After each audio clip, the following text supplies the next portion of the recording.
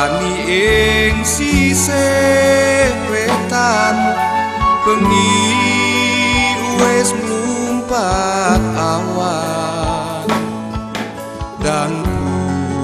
budal sekolah ora kena wegah golek ngilmu.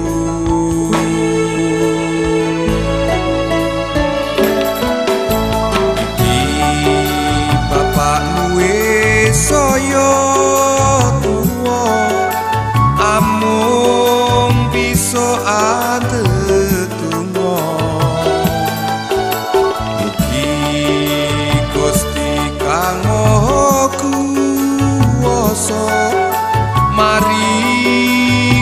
derajat utama dan budal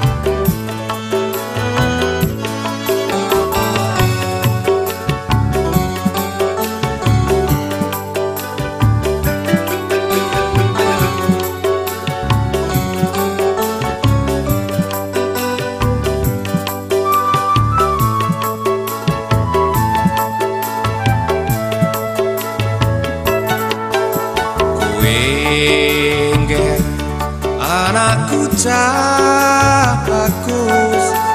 dan tangi enggal sembahyang kalau pirsani ing sisih wetan bengi wis mlumpat awan dan budal saya